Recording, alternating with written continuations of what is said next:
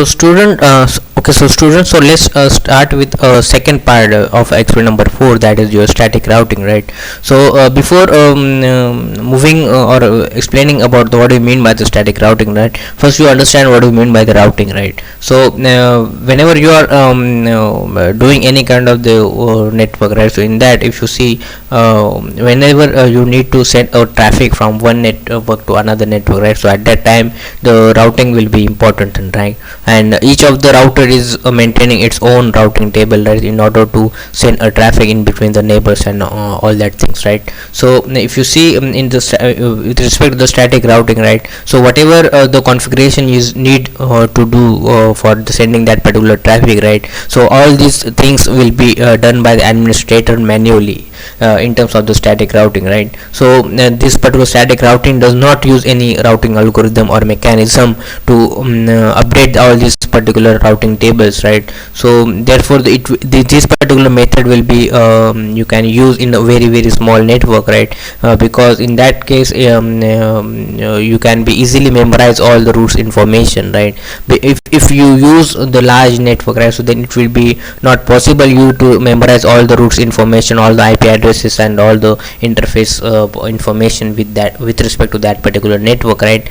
And therefore this particular dynamic routing can be take place, right? So it will be resolved it's whatever the disadvantage of static routing is having, right? So if you are going to use any large kind of the network, right, if you are using any kind of the multiple subnets, right, so in that case, right, so this particular dynamic routing can be take place, right? It will be help to you to configure automatically, right? So whatever the routing information in between the routers, right, so that can update it automatically, right? Therefore it will be very much suitable for the large kind of the network, right? So obviously it will be if you are if it is updating automatically, right, so it will be consuming more resources, right? For example, the CPU, the memory, the bandwidth, right? So if you compare with the static routing, right, so dynamic routing will be using all these consumes all the resources with respect to the static routing more, right? So if you see in this particular topology, right, I have used a very simple topology. So just two PCs and two routers are there, right? So if you see in this first router, right, so it's having an this particular first is Ethernet interface will be there, fast Ethernet 0/0 port will be there, right?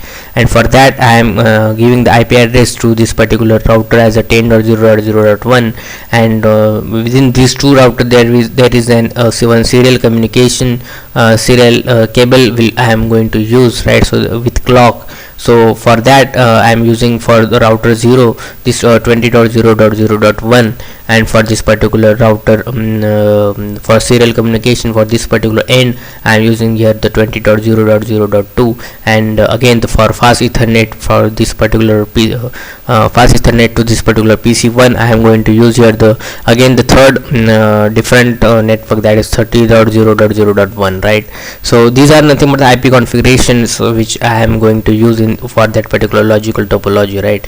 And if you see if I wanted to configure these PCs, right, so for that PC 0, if I am going to use this particular IP address, right, then I need to use the default gateway for this particular PC 0 is nothing but the routers this particular IP address, that is nothing but 10.0.0.1, right? And the same case with this particular part, right? So for example I need to configure this particular PC1 with 30.0.0.10, then the default gateway for this particular PC1 is nothing but this particular router, and this particular router's IP address this is nothing but 30.0.0.1 will be the gateway, default gateway for this particular PC1, right? So all these things I need to configure first, right? So if you see here I'm going to configure this particular router 1, that is 0/1 part, right? So I'm giving here the 10.0.0.1 as an IP address, right? So no shutdown for enabling that particular configuration or that particular interface, right?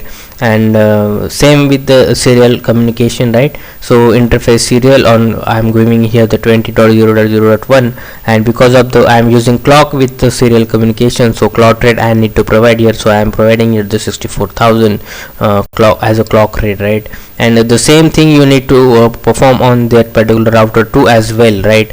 So interface 0/0, as I mentioned, 30.0.0.1, right? And and for that particular serial communication 20.0.0.2, right? And if you see these particular PC0 and PC1 configuration again, right? So default gateway is nothing but the router IP address, right? So for both the cases, right? And after that, if you see, I need to if you go with that particular again the topology, right? So if you see in this topology, right, on that particular PC0, for example, needs to communicate with this PC1, right? So it will not get ping, right? Why? Because if you see, there will be no any traffic transfer in between these particular two routers, right? So in before in netting part, we have done, or we have used the default route, right? Which will be it will be 0.0.0.0, and net mask for that is also 0.0.0.0, right? So in that way, the default route can be established, and the traffic can be transferred in between these particular two routers, right? But in this case, I need to use a what we can call a static routing, right? So for that purpose, you need to manually enter all the route to that particular router's routing table, right? So how to do that? So that we need to do, we need to see, right?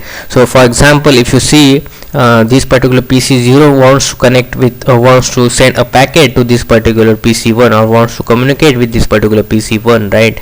But this particular router is not having some routing information of this particular network, right? That is 30.0.0.1, right?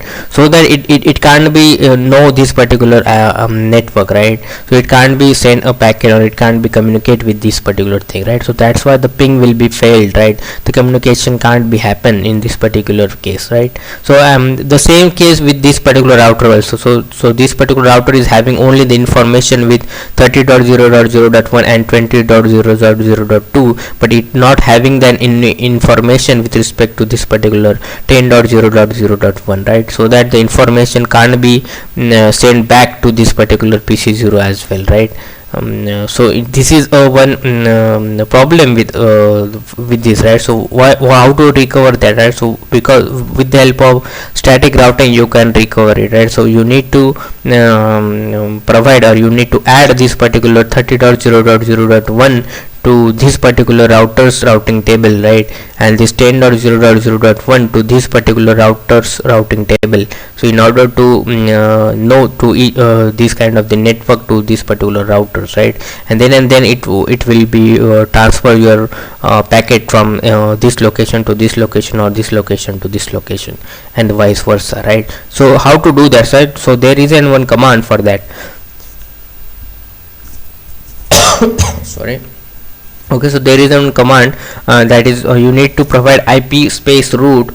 Now for R1 I am doing for support router 1, right? So router 1 is not having any information about this particular 30.0.0.0 series, right? So I am giving here IP space route space the unknown network, right? Space its net mask, then the next hop, that is nothing but the via which you need to send a packet, right? So via this particular router's IP you need to send the packet, right? So for next hop IP you need to provide, so 20.0.0.2 is nothing but the next hop, right? So simultaneously you need to also provide for the R2, right? So for R2 this particular 10 series is not known, right? So you need to provide its net mask you need to provide, and via which router's IP address you need to give, that is nothing but the next hop, right? So through which they can be communicate, right? So by using this you just need to ping from any kind of the PC to other PC, right? So then it will be you will get the ping in this particular condition, right? And if you are not doing this particular static routing, then you will not get a ping right? So this is nothing but the static routing, right? So okay, so we will see in we will see in a Cisco packet tracer, right, how to perform and how to configure this particular source routing or the static routing protocol, right. So just move to the Cisco packet tracer for hands-on, right.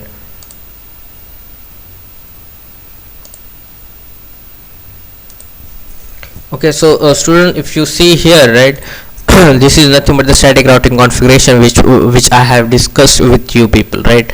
So if you go and if you check with this particular configuration of this particular system, right, so I will show you the first of all the configurations of all whatever I have done, right.